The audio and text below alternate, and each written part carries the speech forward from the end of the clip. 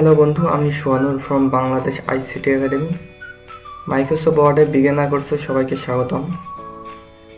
এর আগে আমরা মাইক্রোসফট ওয়ার্ডে বেশ অনেকগুলো টিউটোরিয়ালে দেখেছি। এখন আমরা মাইক্রোসফট ওয়ার্ডের শেফে কীভাবে আমরা আউটলাইন ব্যবহার করতে পারি এবং কীভাবে আমরা ইফেক্ট ব্যবহার করতে পারি এ সম্পর্কে জানব। সো আমি প্রথমে একটা শেপ ক্রিয়েট করব। আমি ডকুমেন্টে একবার নিচে শেপটা ক্রিয়েট করতে চাই, এখানে না করি। সো আমি সেজন্য কন্ট্রোল এন্ড প্রেস করলে আমাদের ডকুমেন্টে আমরা নিচে আসবো। আমরা এখানে শেপ থেকে আমরা যে শেপটা নেব ওইটাতে ক্লিক করব এবং এখানে মাউসের রাইট বাটন ক্লিক করে ড্র্যাগ করে শেপটা ক্রিয়েট করব। আমরা এই আগের ভিডিওতে শেপ ফিল নিয়ে আলোচনা করেছি। শেপ ফিল ভিতরের অংশটা এবং আউটলাইনটা হলো বাইরের অংশটা, বর্ডারটা। সো আমরা শেপ ফিলে যা যা করতে পারি মোটামুটি সবে আমরা আউটলাইনেও করতে পারি। সেজন্য প্রথমে আমাদের শেপটা সিলেক্ট করতে হবে এবং এখানে আউটলাইনে যাব। এখানে আমরা কিছু সলিড কালার দেখতে পাচ্ছি, এগুলো আমরা আউটলাইনে কালার চেঞ্জ করতে পারবো। এখান থেকে আমি আউটলাইনে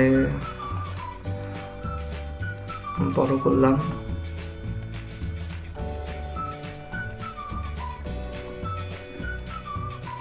আমরা এখান থেকে কালার চেঞ্জ করতে পারি।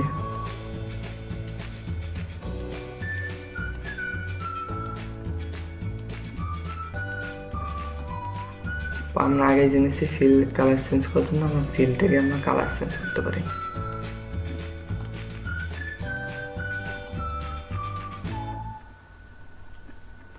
এখন আমরা যদি এই আউটলাইনটাকে কিছু ডিজাইন করতে চাই তাহলে অবশ্যই আমাদের আউটলাইনে যেতে হবে এবং আমরা এখানে এগুলো হলো সলিড কালার এবং আমরা তার নিচে দেখতে পাচ্ছি আউটলাইন, নো আউটলাইন। এখানে ক্লিক করলে কোনো আউটলাইন থাকবে না। এখানে প্রিভিউ দেখা যাচ্ছে যে কোনো আউটলাইন থাকবে না। এবং মোর আউটলাইন কালারসে ক্লিক করলে এখান থেকে আমরা আরো অনেক কালার নিতে পারবো। এখানে আমরা ট্রান্সপারেন্সি আছে, এখানে আমরা নিচে ট্রান্সপারেন্সি দেখতে পাচ্ছি, এটা কম বেশি করতে পারবো আমরা।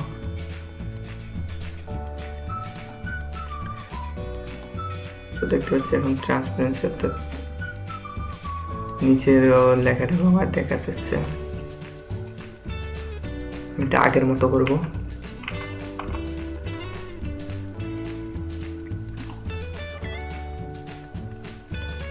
এবং হোয়াইট থেকে এখান থেকে আমরা আউটলাইনটাকে মোটা চিকন করতে পারি এবং আমরা ড্যাশ থেকে আমরা আমাদের আউটলাইনকে ড্যাশ দিতে পারি।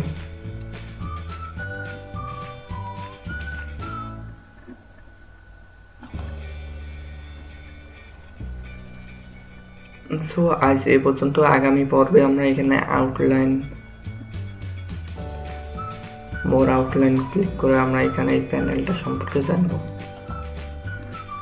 আরেকটা জিনিস আমি দেখাতে চেয়েছিলাম, সেটা হলো ইফেক্ট বা শেফট। ইফেক্টে যখন ক্লিক করবো তখন এখানে কিছু আমাদের প্রিসেট আছে, এগুলো দেখা যাবে। এখানে কিছু শ্যাডো প্রিসেট আছে, রিফ্লেকশন আছে, গ্লো আছে, সফট এজ আছে, বেভেল আছে এবং 3D রোটেশন আছে।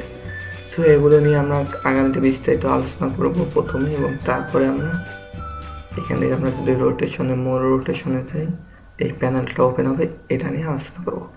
So thank you.